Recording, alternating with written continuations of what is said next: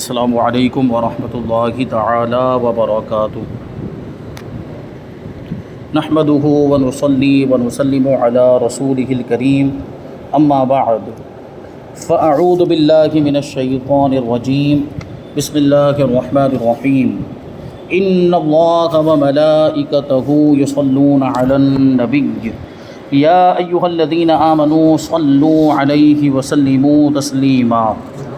اللہم صلی علی سیدنا و مولانا محمد معدن الجود والکرم وآلہ الکرام وابنہ الکریم وبارک وسلم صلاۃ و سلاما علیک یا رسول اللہ صلی اللہ تعالی علیہ وسلم۔ سورہ بقرہ آیت نمبر 60 کی تفسیر ہے۔ اللہ تبارک و تعالی ارشاد فرماتا ہے، وَإِذِ اسْتَسْقَىٰ مُوسَىٰ لِقَوْمِهِ فَقُلْنَا اضْرِب بِّعَصَاكَ الْحَجَرَ فَانفَجَرَتْ مِنْهُ اثْنَتَا عَشْرَةَ عَيْنًا قَدْ عَلِمَ كُلُّ أُنَاسٍ مَّشْرَبَهُمْ كُلُوا وَاشْرَبُوا مِن رِّزْقِ اللَّهِ وَلَا تَعْثَوْا فِي الْأَرْضِ مُفْسِدِينَ۔ اور جب موسیٰ نے اپنی قوم کے لیے پانی مانگا تو ہم نے فرمایا کہ اس پتھر پر اپنا عصا مارو، فوراً اس میں سے 12 چشمے بہہ نکلے۔ ہر گروہ نے اپنا گھاٹ پہچان لیا، یعنی اپنے پینے کی جگہ پہچان لی۔ کھاؤ اور پیو خدا کا دیا ہوا، اور زمین میں فساد اٹھاتے نہ پھرو۔ یہ بنی اسرائیل ہی کا واقعہ ہے۔ اب اس میں آپ دیکھیں تو ایک پتھر کا ذکر ہے اور عصا کا بھی ذکر ہے۔ حضرت موسیٰ علیہ السلام کے پاس یہ عصا موجود تھا۔ اب سوال یہ پیدا ہوتا ہے کہ یہ عصا کہاں سے آیا اور اس عصا کے اندر یہ تاثیر کیسے پیدا ہوئی۔ اس کے بارے میں فرماتے ہیں کہ یہ عصا جنت کے درخت آس کی لکڑی کا بنا ہوا تھا، جسے حضرت آدم علیہ السلام جنت سے لے کر اپنے ساتھ زمین پر آئے تھے، اور یہ جو عصا تھا یہ منتقل ہوتا ہوا حضرت شعیب علیہ السلام تک پہنچا۔ یہ بھی اللہ کے نبی بڑے برگزیدہ بندے، انہی کی بیٹی کے ساتھ حضرت موسیٰ علیہ السلام کا نکاح ہوا تھا، حضرت صفورہ رضی اللہ تعالیٰ عنہ۔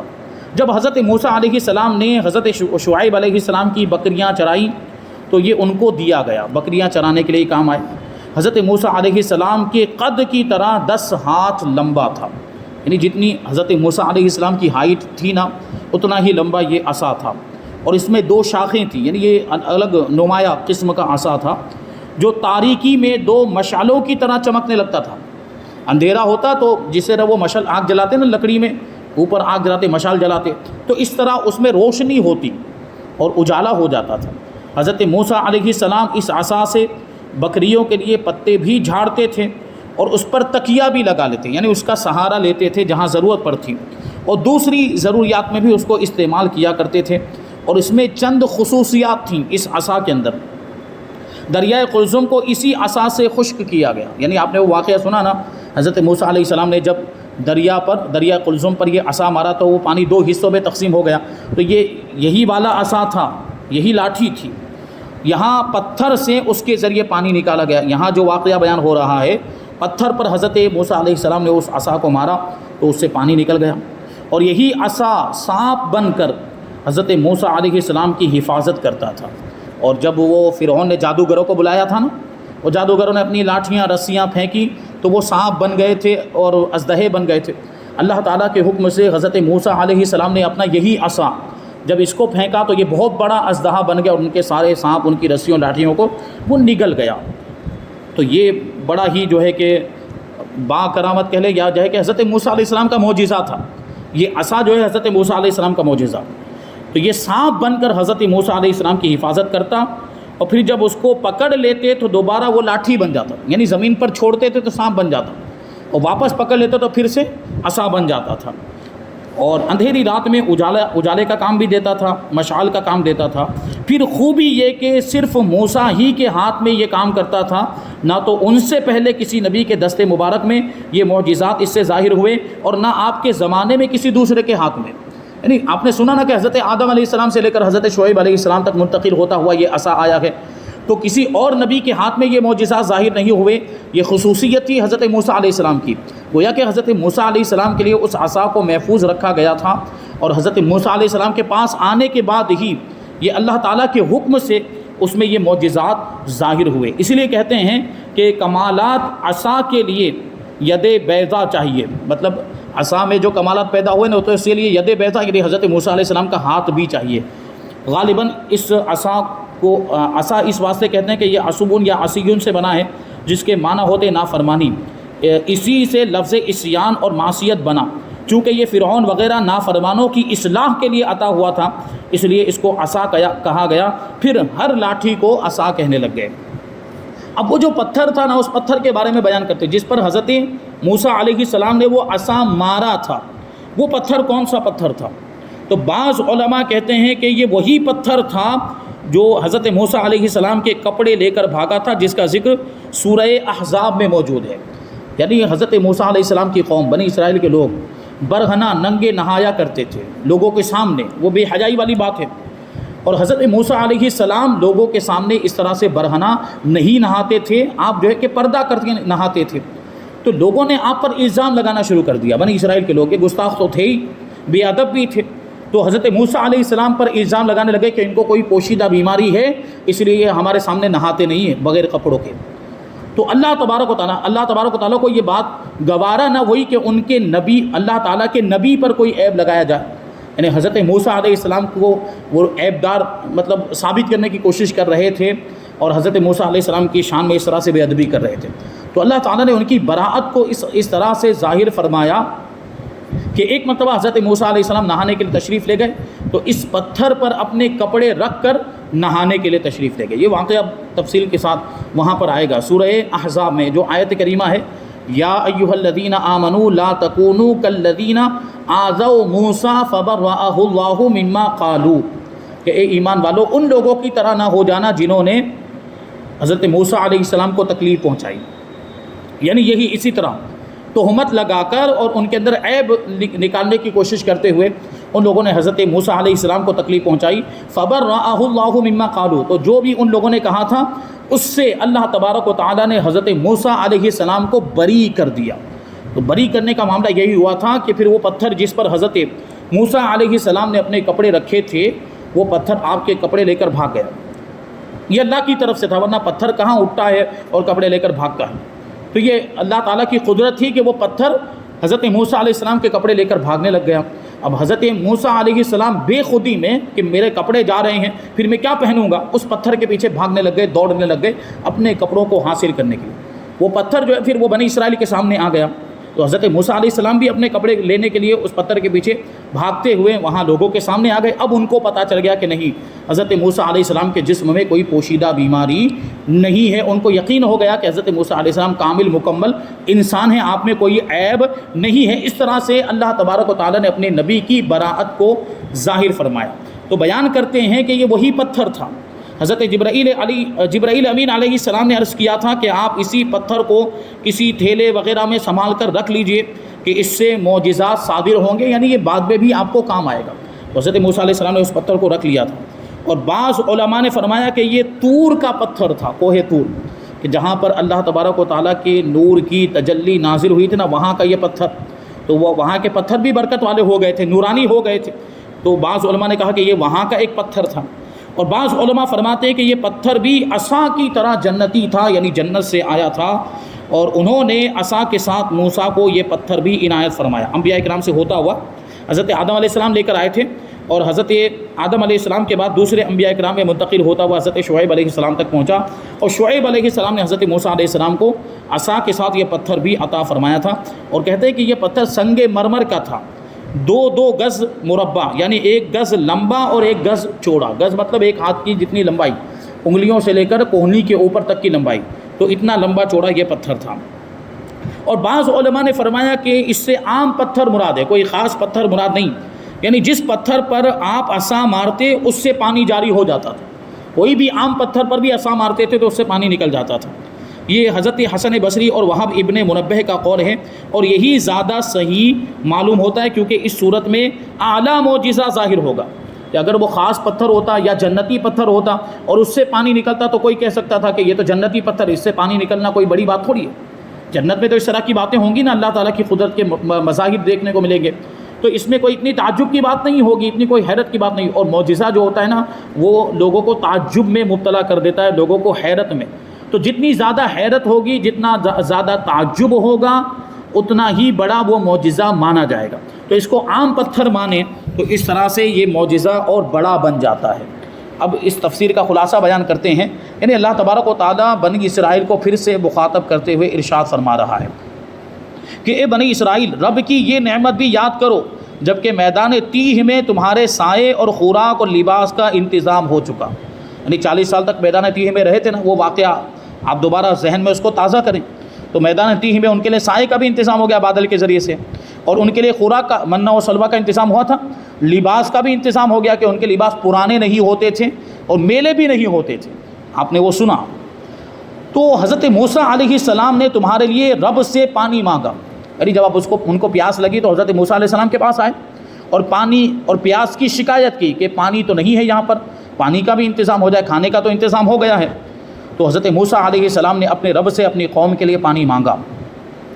ہم نے جیسے کہ وہاں تم کو غذا ایک عجیب و غریب طریقے سے عطا فرمائی، ایسے ہی پانی بھی عجیب و غریب طریقے سے عطا فرمایا کہ ہم نے حضرت موسیٰ علیہ السلام کو حکم دیا کہ آپ اپنا عصا پتھر پر ماریں۔ انہوں نے ایسا ہی کیا، تب اس پتھر سے 12 چشمے جاری ہو گئے، ایک نہیں 12 چشمے جاری ہو گئے۔ تمہارے 12 قبیلوں میں ہر قبیلے نے اپنا گھاٹ خوب پہچان لیا، یعنی بنی اسرائیل کے اندر 12 قبیلے تھے، 12 بڑے بڑے خاندان تھے۔ اب ظاہر سی بات، اگر ایک ہی چشمہ نکلتا تو اس کو لینے کے لیے، پانی حاصل کرنے کے لیے لڑائی ہوتی، اس لیے کیا ہوا، اللہ تبارک و تعالیٰ نے ایک چشمہ نہیں بلکہ 12 چشمے اس سے جاری فرمائے، اور ایک ایک قبیلے کے لیے ایک ایک وہ چشمہ تھا۔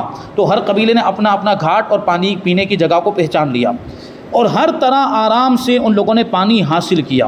ہم نے فرمایا کہ ان نعمتوں کا شکر صرف یہ چاہتے ہیں کہ تم آئندہ زمین میں فساد انگیزی سے بچو، رب کی نعمتیں خوب سیر ہو کر کھاتے پیتے رہو۔ مطلب یہ ہے کہ جو نعمتیں ملی ہے نا، تو آگے اس کے شکریہ کے طور پر اگر تمہیں کچھ کرنا ہے تو یہ کرو کہ آج کے بعد کبھی بھی فساد زمین پہ مت پھیلانا، اور کبھی بھی لڑائی جھگڑا مت کرنا، کوئی بھی فتنے والی بات مت کرنا۔ ان سے شکریہ کے طور پر اس چیز کا مطالبہ کیا گیا تھا۔ اور یہ فرماتے ہیں کہ پتھر سے پانی نکالنے کا واقعہ کئی دفعہ اور کئی جگہ پیش آیا، ایک تو یہاں مقام تیہ میں، اور دوسرے جب کہ یہ لوگ ایلیم میں پہنچے، وہاں بھی ان کو 12 چشمے پانی کے اور 70 درخت کھجور کے عطا ہوئے تھے۔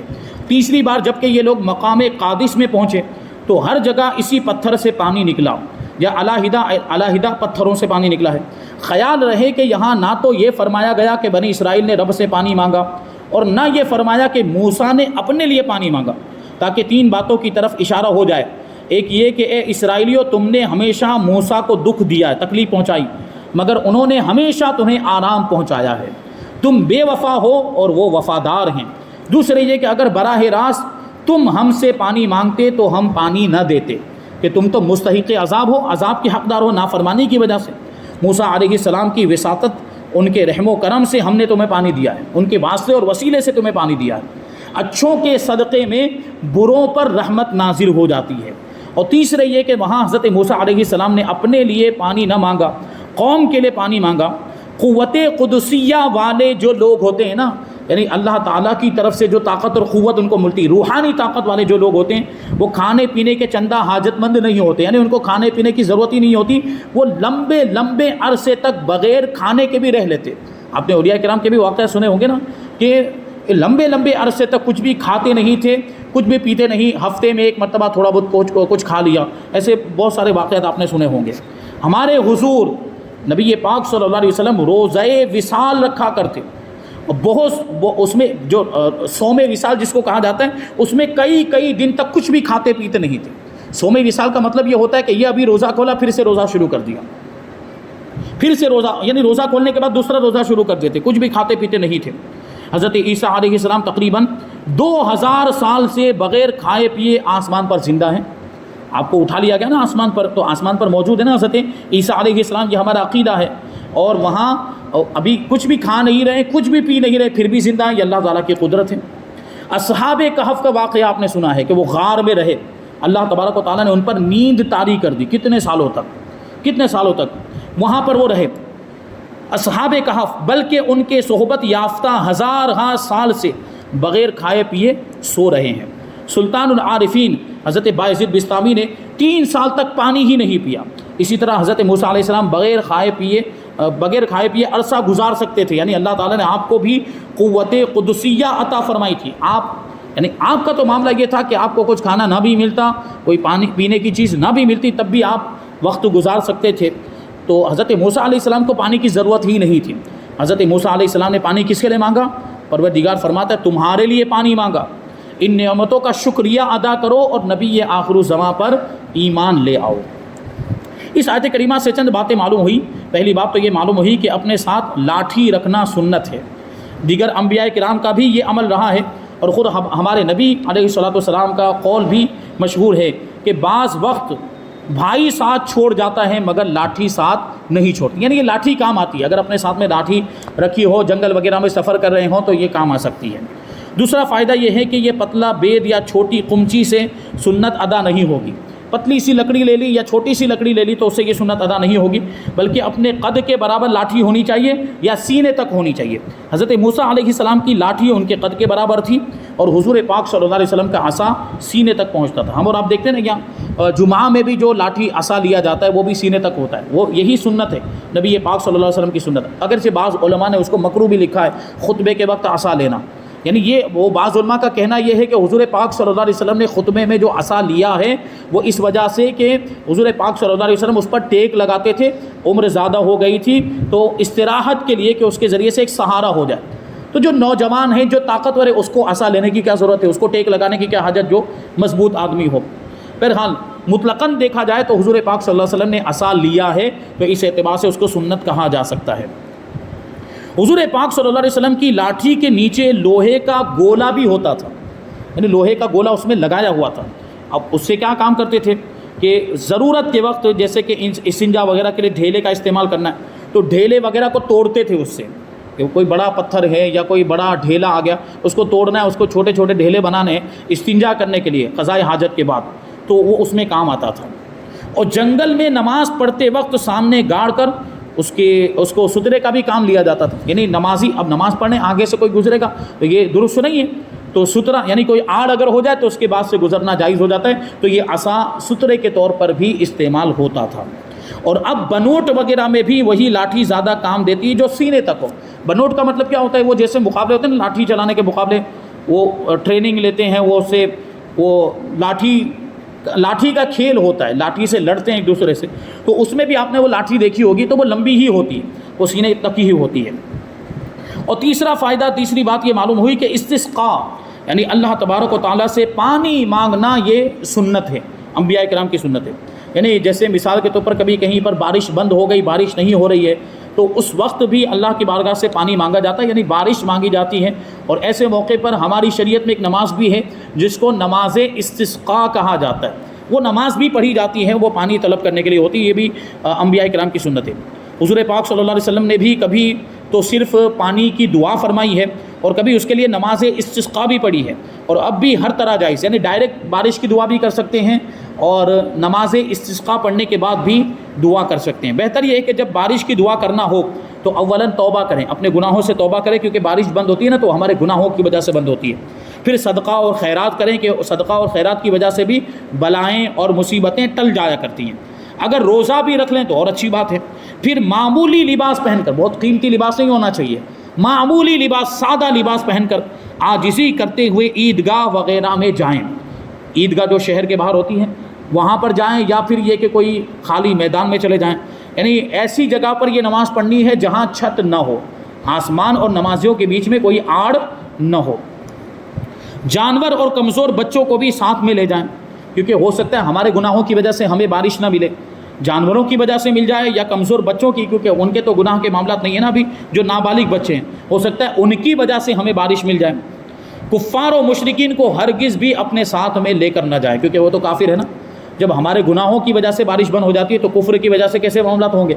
تو کافر ساتھ میں ہوگا تو کیسے بارش ملے گی، مشرک ساتھ میں ہوگا تو کیسے بارش ملے گی؟ پھر وہاں جا کر نماز استسقاء ادا کریں اور پھر دعا کریں۔ 3 روز تک، 3 دن تک یہ عمل کرتے رہیں۔ بارش کے لیے یہ دعا بہت نافع ہے، یعنی یہ ساتھ میں دعا بھی پڑھیں۔ کون سی دعا ہے؟ اللہم اغثنا غیثا مغیثا ہنیئا مریئا مریعا غدقا محللا صبحا تمیحا دائما۔ یہ دعا جو ہے، یعنی یہ پروردگار تو ہمیں ایسی بارش عطا فرما جس میں ہمارا فائدہ ہو، جس میں ہمارا نقصان نہ ہو، جو خوشگوار ہو، جو ہمارے لیے نعمتیں لانے والی ہو، جس کی وجہ سے سبزہ اگ جائے اور جس کی وجہ سے خوشحالی آ جائے، ایسی بارش تو ہمیں عطا فرما۔ اگر یہ الفاظ بھی کہہ لیے جائیں تو اور بہتر ہے کہ نافعا غیر ضار عاجلا غیر آجل، کہ ایسی بارش عطا فرما جو نفع پہنچانے والی ہو، نقصان پہنچانے والی نہ ہو، کیونکہ جب بہت زیادہ بھی بارش ہو جاتی ہے نا تو پھر نقصان ہونے لگتا ہے۔ اور پھر یہ بھی عاجلاً کے جو الفاظ ہیں کہ فوراً عطا فرما، اس میں تاخیر نہ ہو کیونکہ ابھی ہمیں ضرورت ہے، تو یہ الفاظ بھی شامل کیے جا سکتے ہیں کہ یہ بھی احادیث سے ثابت ہے۔ جب اللہ تبارک و تعالیٰ بارش بھیجے تب دعا مانگنا مستحب ہے، اور بہتر ہے کہ صحن میں کھڑے ہو کر وہ پانی اپنے سینے اور منہ پر لے۔ جب بارش ہونے لگے تو صحن میں یعنی میدان وغیرہ خالی جگہ میں کھڑے ہو کر اس کو اپنے منہ پر، اپنے چہرے پر آنے دے، اور اگر سنے کہ فلاں ملک میں بارش نہیں ہو رہی تو ان کے لیے بھی دعا کرنا مستحب ہے، مگر اس صورت میں نماز نہیں پڑھی جائے گی، دوسرے شہر کے لیے، دوسرے ملک کے لیے نماز نہیں پڑھی جائے گی، وہ اپنے شہر اور اپنے علاقے کے لیے ہی پڑھی جا سکتی ہے۔ آخری بات یہ بیان کرتے ہیں کہ حضور پاک صلی اللہ علیہ وسلم کے معجزات حضرت موسیٰ علیہ السلام کے معجزات سے بالا تر ہیں، کیونکہ دیکھیں آپ، حضرت موسیٰ علیہ السلام نے تو پتھر سے 12 چشمے نکالے تھے، مگر حضور پاک صلی اللہ علیہ وسلم نے تو اپنی انگلیوں سے پانی کے چشمے جاری فرما دیے۔ واقعہ سنا ہوگا، ایک بار سفر کی حالت میں تھے اور وہاں پانی کی تنگی ہو گئی، پانی ختم ہو گیا، تو صحابہ کرام حضور پاک صلی اللہ علیہ وسلم کی بارگاہ میں حاضر ہوئے اور عرض کیا کہ پانی ختم ہو گیا۔ تو حضور پاک صلی اللہ علیہ وسلم نے فرمایا کہ کسی پیالے میں تھوڑا سا پانی لے کر آؤ، جو کچھ بھی بچا ہے۔ تو لوگوں نے مشکیزیں وغیرہ اس کو جھاڑنے کے بعد ایک پیالے کے اندر، ایک برتن کے اندر پانی جمع کیا، تھوڑا سا پانی جمع ہوا تھا، وہ حضور کی بارگاہ میں لے کر آئے۔ تو حضور پاک صلی اللہ علیہ وسلم نے اس پانی میں اپنا دست مبارک رکھ دیا۔ اب وہ جو پیالہ تھا نا، وہ پانی سے جوش مارنے لگا، اور حضور نے ارشاد فرمایا اب اس پیالے سے پانی لینا شروع کر دو۔ لوگوں نے اس سے پانی لینا شروع کیا۔ کتنے آدمی تھے اس وقت؟ 1500 آدمی تھے۔ 1500 صحابہ کرام نے اس پیالے میں سے پانی لے کر پیا، اپنے جانوروں کو بھی پلایا، وضو بھی کیا اور غسل بھی کیا، جانوروں کو بھی سیراب کر دیا، خالی برتن اور مشکیزیں بھی بھر لیے، جو ان کے پاس خالی برتن تھے، مشکیزیں، ان سب کو بھی بھر لیا۔ حضرت جابر اس حدیث پاک کے راوی ہیں، اس واقعے کے راوی ہیں، وہ بیان کرتے ہیں کہ میں نے سوچا کہ دیکھوں کہ یہ پانی کہاں سے آ رہا ہے، پانی کہاں سے آ رہا ہے، کیونکہ وہاں کوئی نل تو جڑا ہوا نہیں، کوئی کنیکشن تو تھا نہیں، ایک پیالہ تھا اور اس میں نبی پاک صلی اللہ علیہ وسلم نے اپنا دست مبارک رکھ دیا تھا اور پانی آ رہا ہے۔ تو حضرت جابر کہتے کہ دیکھو کہ کہاں سے آ رہا ہے، جب نظر کی تو معلوم ہوا کہ انگلیوں سے نکل رہا ہے۔ نبی پاک صلی اللہ علیہ وسلم کی انگلیوں کے درمیان سے گھائیوں میں سے پانی نکل رہا تھا۔ یہ حضور پاک صلی اللہ علیہ وسلم کا عظیم معجزہ، اور اس کے بارے میں ہی امام کہتے ہیں کہ انگلیاں ہیں فیض پر، ٹوٹے ہیں پیاسے جھوم کر، ندیاں پنجاب رحمت کی ہیں جاری واہ ہوا۔ پنجاب مطلب 5 پانی، تو 5 انگلیوں کے درمیان سے پانی نکل رہا تھا نا، تو اس کو پنجاب، یہ ہمارا جو پنجاب، اس کو بھی پنجاب اسی لیے کہا جاتا ہے کہ 5 جگہ سے ندیاں آ کر وہاں پہ ملتی ہیں، 5 ندیاں ملتی ہیں، اس لیے اس کو پنجاب کہا جاتا ہے۔ تو اسی طرف اشارہ ہے کہ پنجاب رحمت کی ندیاں ہیں یہ، کہ حضور پاک صلی اللہ علیہ وسلم کی 5 انگلیوں کے درمیان سے پانی جاری ہو گیا۔ تو پتھر سے نکلنا تو آسان ہے، پہاڑوں سے پانی نکلتا رہتا ہے، مگر انگلیوں سے پانی جاری ہونا یہ زیادہ تعجب والی بات ہے۔ اور یہ تو بار بار ہوا کہ کسی بوڑھی عورت کے مشکیزے سے، کسی کے برتن سے 100 آدمیوں کو پانی پلا دیا، مگر اس میں سے ایک قطرہ بھی پانی کم نہیں ہوا۔ مشکات شریف میں یہ واقعہ موجود ہے۔ میرے آقا نے تو دودھ کی نہریں بھی جاری فرمائی ہیں کہ ہجرت کے دن جب راستے میں معبد کے یہاں پہنچے تھے تو خشک بکری کے تھن کو ہاتھ مبارک لگایا۔ وہ بکری معبد بھی غریب، ان کے شوہر بھی غریب، ان کے پاس جو بکری تھی نا وہ بھی چارہ وغیرہ نہ ملنے کی وجہ سے وہ بھی کمزور ہو گئی تھی، اس کے تھن بھی خشک ہو گئے، اس میں دودھ موجود نہیں تھا، لیکن نبی پاک صلی اللہ علیہ وسلم نے اس کے تھن پر اپنا دست مبارک لگایا تو اس میں دودھ آ گیا اور وہ تھن پورے دودھ سے بھر گئے، اور اس قدر اس میں سے دودھ نکلا کہ ساتھیوں نے بھی پیا، معبد کے گھر والوں نے بھی پیا، اور تمام گھر کے جو برتن تھے نا وہ بھی بھر گئے۔ تو یہ حضور پاک صلی اللہ علیہ وسلم کا معجزہ ہے عظیم الشان کہ صرف ہاتھ لگانے سے دودھ میں اتنی برکت ہو گئی۔ پتھر سے پانی کے 12 چشمے نکلنا بے شک بہت بڑا معجزہ ہے، مگر دودھ کی 2 نہریں خشک بکری کے تھنوں سے جاری ہونا یہ اس سے بھی بڑا معجزہ ہے۔ حضرت عیسیٰ علیہ السلام نے دعا کی تھی تو آسمان سے ایک دسترخوان اترا تھا نا، غیبی دسترخوان، وہ کھانے سے بھرا ہوا تھا، مگر میرے شہنشاہ نے تو حضرت جابر کے گھر 4 سیر جو کے آٹے اور تھوڑے سے گوشت سے سارے لشکر والوں اور مدینے والوں کو سیر فرما دیا۔ یعنی حضرت عیسیٰ علیہ السلام کی دعا سے آسمان سے دسترخوان نازل ہوا تھا، لیکن حضور پاک صلی اللہ علیہ وسلم نے دعا فرمائی تو حضرت جابر کے یہاں جو کی روٹیاں تھیں نا اس میں اتنی برکت ہو گئی کہ پورے لشکر والوں نے کھا لیا۔ گوشت کی بوٹیاں، شوربہ اور شوربے کا مسالہ، آٹا وغیرہ تمام چیزیں جنت سے منگا کر حضرت جابر کی ہانڈی سے نکال کر سب کو کھلایا۔ حضرت موسیٰ علیہ السلام نے پتھر سے پانی نکالا، بے شک یہ بڑا معجزہ ہے، مگر میرے شہنشاہ نے منبر پر کھڑے ہو کر ایک بار بارش کی دعا فرمائی۔ ابھی منبر سے نیچے نہیں آئے تھے کہ پانی برسنے لگا اور نماز جمعہ پڑھتے پڑھتے مدینہ پاک کی گلی کوچوں میں پانی بہنے لگ گیا، اور دوسرے جمعہ تک لگاتار 1 ہفتے تک بارش ہوتی رہی، اور اتنی زیادہ بارش ہوئی کہ اب لوگوں کو لگا کہ اب نقصان ہو جائے گا، تو دوسرے جمعہ کو اسی منبر پر کھڑے ہو کر جو انگشت پاک کا اشارہ فرمایا، یعنی دوسرے جمعہ کو لوگوں نے آ کر حضور کی بارگاہ میں عرض کیا کہ حضور اب دعا فرمائیں کہ بارش کم ہو جائے، بارش بند ہو جائے، بہت زیادہ بارش ہو گئی، اب نقصان ہونے کا اندیشہ ہے۔ تو نبی پاک صلی اللہ علیہ وسلم دوسرے جمعہ کو منبر پر کھڑے ہوئے اور انگلی سے ایسے اشارہ کیا، گول گول، یعنی اپنے ارد گرد مدینہ منورہ کی فضا میں ایسے اشارہ کیا، جہاں جہاں انگلی جاتی تھی وہاں سے بادل چھٹ جاتا تھا، بادل ہٹ جاتا تھا، اور مدینہ منورہ میں اب بارش نہیں ہو رہی ہے، مدینہ منورہ کے ارد گرد بارش ہو رہی ہے۔ یہ بھی حضور پاک صلی اللہ علیہ وسلم کا عظیم الشان معجزہ۔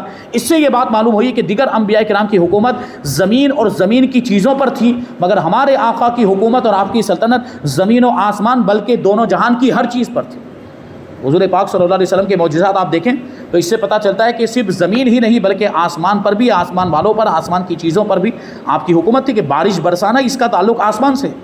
تو یہاں پر یہ بات بیان ہوئی، اور ابھی کچھ اور باتیں باقی ہیں وہ، اور انشاءاللہ آنے والی آیت کریمہ آیت نمبر 61 کی تفسیر بھی ہم آنے والے درس میں شامل کریں گے۔ اللہ تبارک و تعالیٰ کی بارگاہ میں دعا ہے کہ جو کچھ بھی بیان ہوا اس پر ہم سب کو عمل کرنے کی توفیق عطا فرمائے، اور نور قرآن سے ہم سب کے دلوں کو روشن اور منور فرمائے۔ وما علینا الا البلاغ۔